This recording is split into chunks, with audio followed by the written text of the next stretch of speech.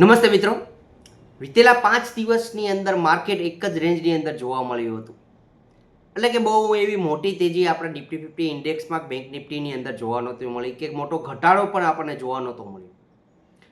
ફરી આ 5 દિવસ છે એ કેવા રહેશે કે એના વિશે થોડી એવી ચર્ચા કરીશું.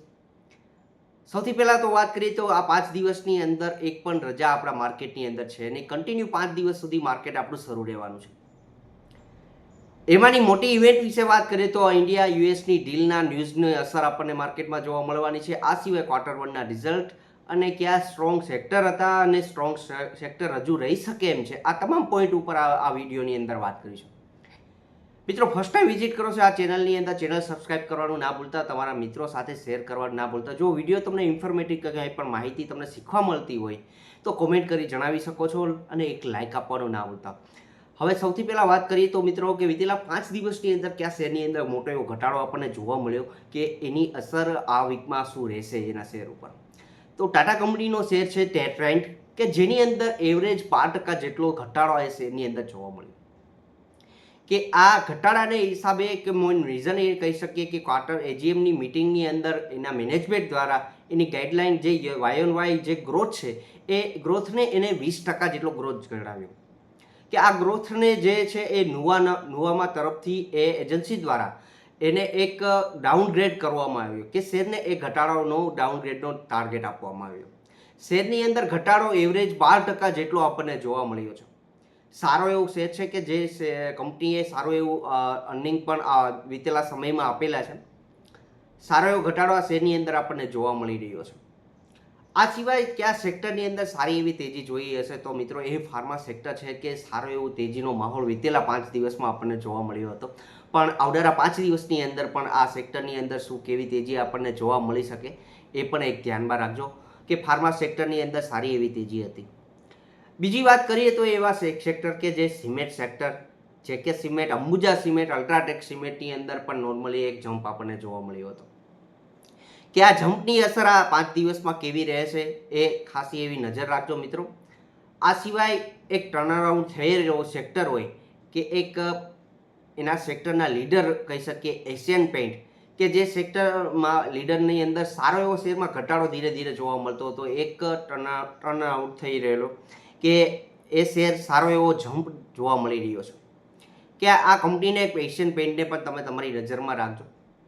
બીજી એવી મોટી ઇવેન્ટની અંદર વાત કરીએ તો ઇન્ડિયા યુએસની ડીલના ન્યૂઝ આપણને 1-2 દિવસમાં ટૂંક સમયમાં પણ જોવા મળી શકે. અને ડેડલાઇનની વાત કરીએ તો 9 જુલાઈના રોજ ડેડલાઇન પૂરી થાય છે કે જેની અંદર ટેરિફના પ્રશ્નોને ધ્યાનમાં લઈને અમેરિકાના પ્રમુખ ટ્રમ્પના શું ન્યૂઝ સમાચાર આપણને જોવા મળી શકે કે એ ઇન્ડિયા તરફ અને એશિયન કન્ટ્રીઓ તરફ એમનો કેવો વ્યૂ રહી છે. એમાંથી ફાયદો તો થઈ શકે એવો હોય તો આપણું ઇન્ડિયા કન્ટ્રી એવા ન્યૂઝ સમાચાર આપણને જોવા મળી રહ્યા છે.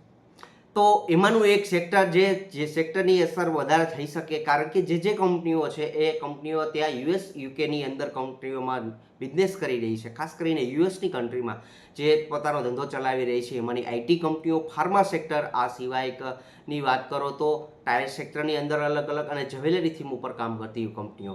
બીજું કે જે એગ્રીકલ્ચર ક્ષેત્રે પણ એક કન્સલ્ટ ચાલી રહ્યો છે, એગ્રીકલ્ચર કંપનીઓ. અને સાથે બીજી વાત કરીએ તો ડેરી પ્રોડક્ટ્સ બનાવતી કંપનીઓ કે આ કંપનીઓની કયા ન્યૂઝ સમાચાર એમાં જોવા મળી શકે એમ છે કે આની ઉપર તમારી નજર હોવી જોઈએ. આ સિવાય મુખ્ય પોઈન્ટ એવો કે ક્વાર્ટર વનની અર્નિંગ સિઝન શરૂ થશે, ક્વાર્ટર વનના રિઝલ્ટ આપણને જોવા મળશે. કઈ કઈ કંપનીઓ સારું એવું રિઝલ્ટ લઈને આવે છે એની ઉપર ખાસી એવી નજર રાખજો. આ વખતે સારા એવા રિઝલ્ટ જો જે કંપનીઓના જોવા મળશે તો એના શેરની ઉપર તમારી નજર રહેવી જોઈએ. આ સિવાય વાત કરીએ તો જે સેક્ટર કે સારું એવું ચાલેલું છે કે જે બેન્કિંગ ક્ષેત્ર, પીએસયુ બેંક અને કે બેન્કિંગ જેવા સેક્ટરની અંદર સારી એવી તેજી જોવા મળે તો ક્વાર્ટર વનના રિઝલ્ટની અંદર આ કંપનીઓની અંદર સારા એવા રિઝલ્ટ રજૂ કરી શકે છે કે અર્નિંગ કે એની મેનેજમેન્ટની ગાઈડલાઇન કેવી રહે છે કે જેની અસર એના શેર ઉપર જોવા મળી શકે. કારણ કે આ પીએસયુ બેંક છે સારી એવી તેજી પણ જોવા મળી છે. સો એને ગાઈડલાઇન પ્રમાણે એના રિઝલ્ટ ન રજૂ થયા તો એની અંદર પ્રોફિટ બુકિંગનો એક દોર પણ ચાલુ થઈ શકે. એટલે કે એક ઘટાડો લેવા માટેનું કોઈ પણ કારણ પણ રજૂ થઈ શકે. જેમ કે આપણે જોયું કે શુક્રવારના રોજ ટ્રેન્ડના શેરમાં ઘટાડો તમે જોયો. કોઈ પણ કારણને એને મળી શકે, જો કારણને હિસાબે એ શેરની અંદર ઘટાડો આવી શકે. આ સિવાય બીજું એવું કહી શકીએ કે આઈટી ક્ષેત્ર કે જેની અંદર કન્ટિન્યુ એવા રિઝલ્ટ નબળા આપણને જોવા મળતા હતા, પણ આ વર્ષે કે આ ક્વાર્ટર વનના રિઝલ્ટની અંદર કેવો ઇમ્પ્રુવમેન્ટ જોવા મળે છે. કારણ કે એસેન્ચરના નંબર છે એ સારા એવા આપણને જોવા મળેલા હતા કે એના જે પ્રોપર ડોમેસ્ટિક એની જે ડિમાન્ડ જે આઈટી ક્ષેત્રના એસેન્ચરના હતી, કે જે એસેન્ચરની થોડી એવી વાત કરું તો મિત્રો એ વર્લ્ડની નંબર 1 કંપની, આઈટી ક્ષેત્રની નંબર 1 કંપની છે કે જે અમેરિકાની અંદર રહેલી છે. કે એક્સેન્ચરના નંબર છે એ ડોમેસ્ટિક રૂપે એક નબળા હતા, પણ ઓલ ઓવર એના રિઝલ્ટ હતા એ સારા હતા. કે એસેન્ચરના નંબર જ્યારે પણ યુએસ માર્કેટની અંદર જોવા મળે ત્યારે એના શેરની અંદર સારો એવો ઘટાડો જોવા મળ્યો હતો, પણ ઓલ ઓવર એના રિઝલ્ટ સારા હતા.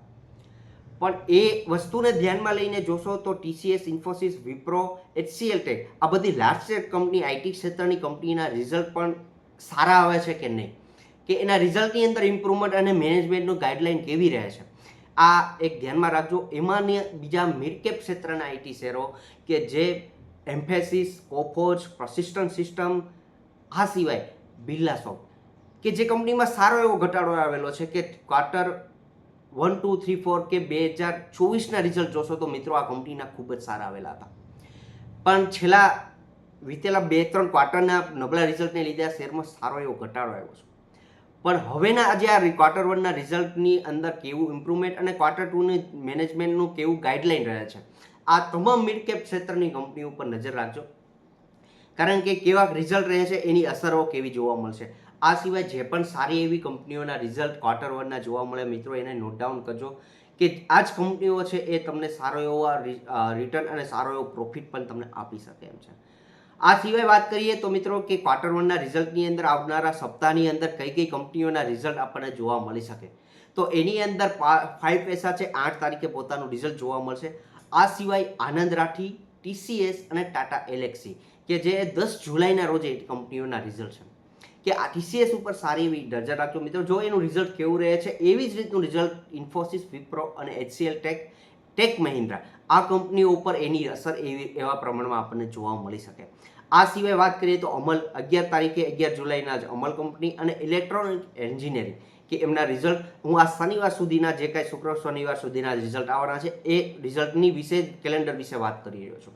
આ તમામ કંપનીઓ ઉપર નજર રાખજો. બાકી આ ઇવેન્ટને ધ્યાનમાં લઈને માર્કેટ છે એ ઉપર નીચે પણ થઈ શકે છે. કોઈ પણ ઘટાડો આવે, સારો એવો ઘટાડો મિત્રો, તો લોંગ ટર્મ ઇન્વેસ્ટર ગુજરાતી મિત્રો છો તો તમે સારી એવી કંપનીઓને એક ધ્યાનમાં રાખી શકો. મિત્રો તમને વિડીયો પસંદ પડ્યો છે તો ચેનલ સબસ્ક્રાઈબ કરજો અને તમારા મિત્રો સાથે શેર કરજો આ વિડીયોને, જેથી કરીને કોઈને પણ માહિતી સારી એવી મળી શકે. એન્ડ સુધી વિડીયો જોયો છે તમામ મિત્રોનો ખૂબ ખૂબ આભાર. Thank you.